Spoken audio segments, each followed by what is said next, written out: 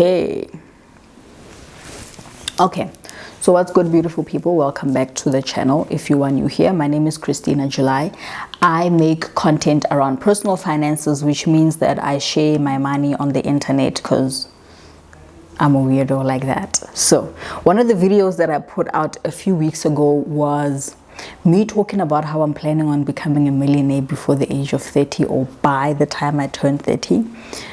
And one of the questions that came out quite a lot was, what do you invest in? Right? So I thought to myself, that would actually be a cool video to make and actually just put it out there, because really I don't invest in anything fancy. It's literally like the basics, and it keeps me going. So I'm gonna share the traditional investments that I have, and then share this one thing that I'm so excited to introduce to my portfolio, and I'm gonna start this year. So in this video, I will share what I invest in, where I invested in, maybe why, but yeah. So just like very quick, we can just run through it, because like I said, it's nothing fancy, but I think you're gonna enjoy it. So the first thing that I have is a Provident Fund. So this is my primary retirement investment. I have it with my employer. I don't think I need to share who holds the Provident Fund, because it's different for different companies, right? So it's literally like the cornerstone of my retirement strategy, which is the Provident Fund. Majority of my investments are in there. 10% of my gross income goes from my salary by my employer to the Provident Fund. I don't need to think about it. I don't need to do anything. It just happens, which I think is cool. It's automated contributions, and I think that's the case for everyone. If it wasn't, we weren't going to be investing in our retirement like that. And yeah, there's nothing to say about that. Other people have Provident Funds, other people have pension funds. There's also like great tax advantages with it. That's the first thing that I have. The second thing that I have is a retirement annuity. So how I got into investing, I would have conversations with people and literally ask them what they are investing in, and then I would go and do exactly that. So when I was in the graduate program about 3 years ago, in 2021, I had a mentor who is like my boss right now, like my boss's boss's boss, and I would meet him every single month, and we would talk about like my career plans and all of those things and have conversations. And one of the things that I loved doing was talking money with him, like, what do you invest in, or what do you suggest I invest in? He's like the CIO of the company that I work in, and he advised that I get a retirement annuity. I had no idea what that was. I went and researched it, and then I got it, right? I just registered for one, and I was putting like 500 initially, I think. Right now I put like $1,000 in it, because I'm following. So again, for those of you guys who do not know, I follow the Dave Ramsey baby steps, right? So I have completed baby step 1. I've completed baby step 2, which means I don't have debt. I'm debt free. Baby step 3 is to save 3 months of an emergency fund. And then baby step 4 is to put 15% of your gross income into a retirement vehicle. So because I already have that 10% that goes into my Provident Fund, the other 5%, I wanted to go to my retirement annuity. But because I'm not done with baby step number 3, right now for the retirement annuity, I just put in $1,000 a month, 1,000 Rand a month. And it's always been that way for like a good 3 years, right? I started off with 500, and I think a year later I made it 1,000. I don't know. So around June, July, I will start contributing the full 5% of my gross income into the retirement annuity. So that's what that's for. And I'm going to do it until I retire, or until I stop working, or whatever. Every single time my income increases, that 5%, the amount will increase, but the 5% remains. Okay. So that's the retirement annuity that I have with Marriott. I don't know if I've said it, Marriott Asset Management. I have my retirement annuity with them. Cool. Dividend paying, they also like a core part of my retirement strategy. Dividends, they provide like a steady income stream, which is like reinvested to grow the wealth, right?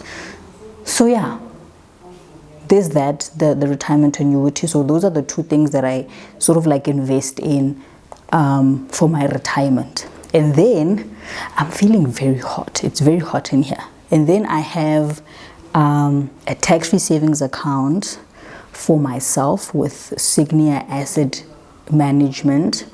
So the same mentor of mine that I had at the time told me about a tax-free savings account. I remember researching about it and I came across Mapalo. Actually, Mapalo actually taught me when I was in the graduate program. I even have a book and I got it for free because we were taught by this consultancy called Sivuka, and they brought her in and she would teach us about finances, right? So that's how I know her. She used to teach the three of us who were in the graduate program, and I watched one of her videos and she mentioned Sygnia. So I have my tax-free savings account with Sygnia. I have my son's tax-free savings account with Sygnia. And then I also have my emergency fund with Sygnia. But my emergency fund is actually invested in ETFs, right? So I chose Sygnia, the tax-free savings accounts, because my tax-free savings account to like supplement my retirement savings.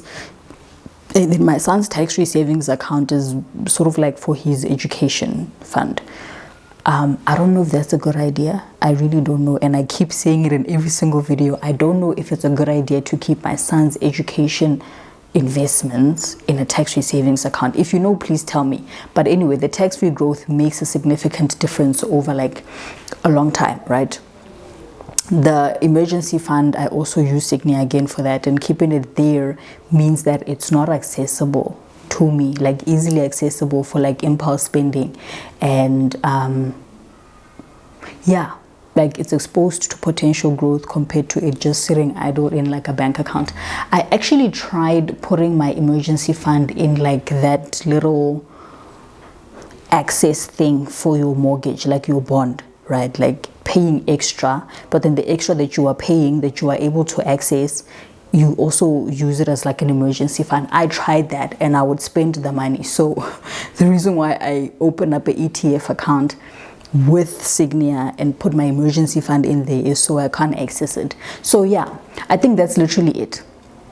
The pro tip here around like tax-free savings is to start as early as possible, and you sort of like giving your money time to grow, like compound interest wise.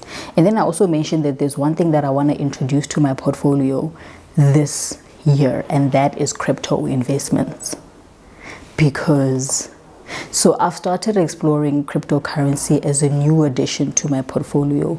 I am using Luna, a platform that makes it easy to invest in digital currencies like Bitcoin and Ethereum and Solana, and so yeah, I'm interested in that. Why crypto? Because high growth potential. Cryptocurrency, it's known for its volatility. Very high risk, right? Very high risk. But then again, high returns. And I'm actually doing it to diversify my portfolio. So adding crypto to my portfolio, it will sort of like help it balance the traditional investments that I have with more cool, like spectacular assets like crypto. I invest in crypto. Like, I think it's cool. Plus, using Luno, it makes it straightforward to buy and sell and store crypto securely. It's registered. I don't like investment that is complicated. Like, I don't like that.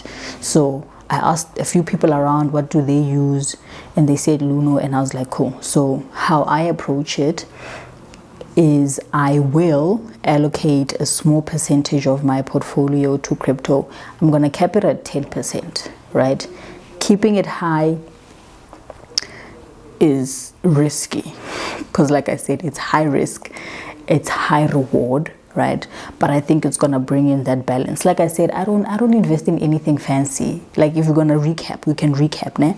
I have Provident Fund, Retirement Annuity, my tax-free savings account, an emergency fund, or like an ETF account where I put my emergency fund, and then I have my son's tax-free savings account. So the crypto will ensure that while I benefit from the growth that is very steady, I also expose myself to the risky growth.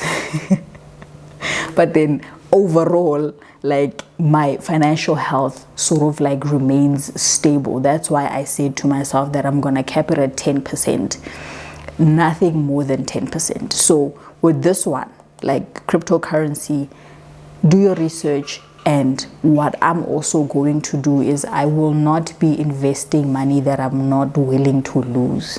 I know it sounds horrible, but don't go all in to a point where you lose money and it's going to frustrate you. So I will only invest what I can afford to lose.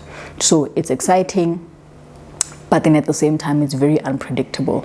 So yeah, that's what I'm going to be doing. I'm going to be sharing my budget with you guys every single month, so you guys will see when I start. I think only on like the 1st of Feb, that's the first investment in crypto that I'm gonna start making. But yeah, that's literally it. Nothing fancy, nothing cool, nothing crazy. I know other people have quite a lot that they invest in. I'm not there yet. Like I said, I've only been like working for 4 years. I don't have the money to go all out and do all of those things. But never stop learning. Always put yourself out there. Always study what you can invest in, like what new things are out there around investing and how you can grow your wealth and all of those things. But yeah, that's it for today. These are the tools, the strategies, the platforms that I use for my investments to sort of like secure my financial future. And what works for me might not work for you, but do your own research and keep learning. Just keep learning. But if you found this video helpful, please don't forget to like and comment and subscribe and hit the notification bell so we can continue talking. I'm missing a nail. I don't know if you people noticed, but yeah. So yeah, that's it.